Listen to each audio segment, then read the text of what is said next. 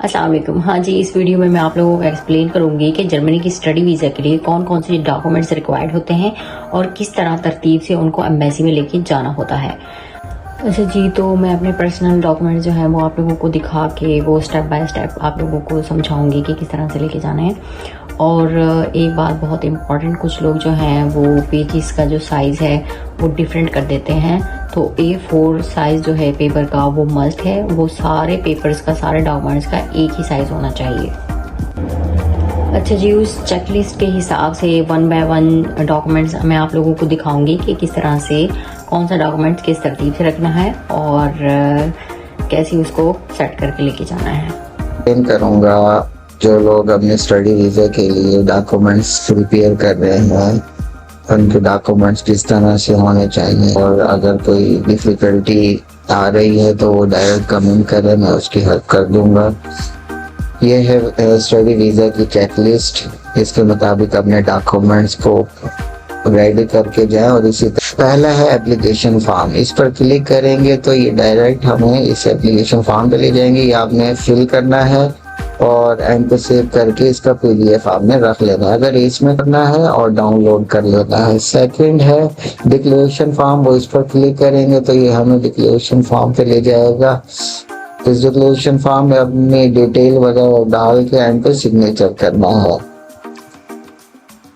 इसके बाद है 3 बायोमेट्रिक पासपोर्ट फोटोज। ये आपने जर्मनी की वेबसाइट को विजिट करना है और वहाँ पे एक्सप्लेन किया हुआ है कि किस तरह से आपने अपनी फ़ोटो बनवानी है। इसके आप एटलीस्ट 5 पासपोर्ट फ़ोटोज़ आप अपने साथ रख के ले जाएं। इसके बाद है पासपोर्ट की 4 से 5 कॉपियाँ आप अपने पास रख लें, क्योंकि एंट्री के टाइम पे आपको 2 कॉपियाँ तो शुरू में जमा करवानी होती हैं, फिर 2 आपके इंटरव्यू के टाइम पे जमा होंगी। तो एटलीस्ट 4 से 5 कॉपी आप पासपोर्ट की करवा के जाए। फिर है letter of admission. Letter of admission में आपको अपनी है एडमिशन लेटर। अच्छा, मैं यहाँ पे आपको ये बताता चलूँ कि अगर आपकी इनरोलमेंट यूनिवर्सिटी की इनरोलमेंट डेट स्टार्ट नहीं हुई तो आपका एडमिशन लेटर से काम चल जाएगा, और अगर आपकी इनरोलमेंट की डेट स्टार्ट हो गई है तो फिर आपको इनरोलमेंट लेटर लेके जाना होता है। इनरोलमेंट किस तरह से करते हैं, आपको एक कंट्रीब्यूशन फीस होती है यूनिवर्सिटी की, वो अपलोड करके हेल्थ इंश्योरेंस वगैरह सारा जो है वो करके आपको इनरोलमेंट लेटर मिल जाता है। वो तकरीबन 1 वीक लग जाता है अगर आप ये प्रोसेस कर रहे हो इनरोलमेंट लेटर लेने। तो चेकलिस्ट के मुताबिक एडमिशन लेटर, इनरोलमेंट लेटर दोनों आपको जरूरत होगी अगर आप मिड में इंटरव्यू दे रहे हैं। उसके बाद है ब्लॉग अकाउंट जो है 11,904। ये यूरो रेट फ्लक्चुएट होता रहता है, तो इसकी वर्थ ऑलमोस्ट 37 लाख बनेगी पाकिस्तानी।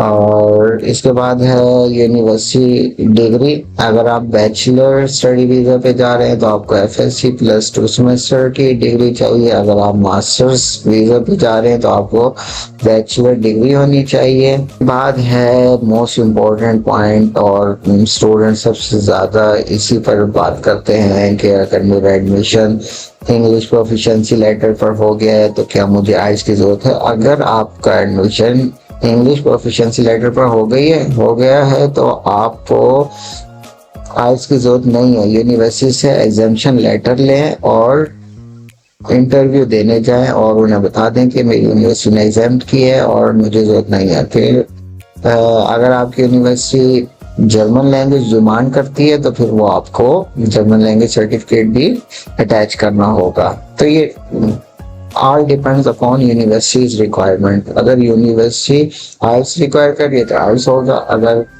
इंग्लिश प्रोफिशिएंसी रिक्वायर कर रही है उसकी बेस पर एडमिशन दे रहा है तो फिर IELTS की जरूरत आएगा। उसके बाद है अब पब्लिक यूनिवर्सिटीज भी ट्यूशन फीस चार्ज करने लग गई हैं, तो अगर यूनिवर्सिटी की फीस है तो प्रूफ ऑफ पेमेंट आप अपने साथ लेके जाएंगे।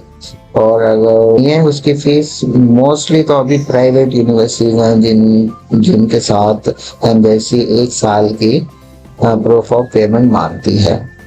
सीवी आपको यूरोपास में होनी चाहिए। सीवी मेरे पास है, मैं अपनी सीवी आपको दिखा देता हूँ किस तरह से नजर आनी चाहिए। ये मेरी सीवी है जो मैंने अपने स्टडी वीजा के लिए यूज की। इसके बाद है मोटिवेशन लेटर। अगर आप कराची एम्बेसी में इंटरव्यू दे रहे हो तो आपको मोटिवेशन लेटर घर से लिख के लेके जाना होता है साइन करके। अगर आप इस्लामाबाद एम्बेसी में हैं तो फिर ड्यूरिंग इंटरव्यू वीजा ऑफिसर आपसे कहेगा कि आपके पास 5 मिनट हैं, 10 मिनट हैं, वो वीजा ऑफिसर पर डिपेंड करता है। अप टू 15 मिनट्स तक अलाउ करते हैं मोटिवेशन लेटर लिखने में। तो मोटिवेशन लेटर आप वहीं पे लिखेंगे, साइन करके वीजा ऑफिसर को दे देंगे। ट्रैवल हेल्थ इंश्योरेंस आप कोरैकल से, मैंने तो कोरैकल की सर्विस यूज की तो मुझे हेल्थ इंश्योरेंस और ट्रैवल इंश्योरेंस कोरैकल से ही मिल गया था।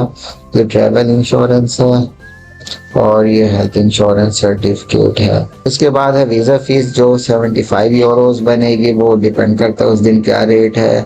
तकरीबन 22,000 से 25,000 के दरमियान ये फीस हो सकती है।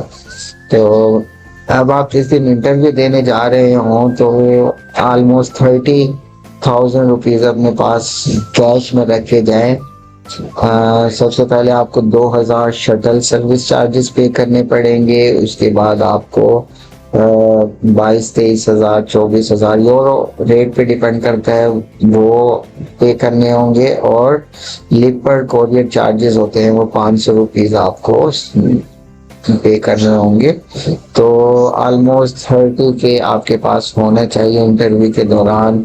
और अगर मैं कहूँ स्टडी वीज़ा का स्टैंडर्ड वेटिंग टाइम क्या है, वो है ऑलमोस्ट 30 से 40 डेज के दरमियान वीज़ा आ जाता है 90% लोगों का। और अब आपको दरमियान में अगर अपना वीज़ा स्टेटस चेक करना हो तो आप BVA को ईमेल करें और उनसे पूछ लेंगे क्या मेरी एप्लीकेशन आगे फॉरवर्ड हुई है, क्या स्टेटस है। वो आपको बता देगी कि जर्मनी इमिग्रेशन सेंटर में आपकी अप्रूवल हो गई है, नहीं हुई। तो ये तरीका ये मैं अपनी अगली वीडियोस में आपको एक्सप्लेन कर दूंगा। बस मेरा अच्छा जी, इस वीडियो में सारा एक्सप्लेन किया गया है। अगर फिर भी आप लोगों को कुछ समझ ना आ रही हो तो आप लोग मैसेज करके या कमेंट करके पूछ सकते हैं फेसबुक पे या इंस्टाग्राम पे। वो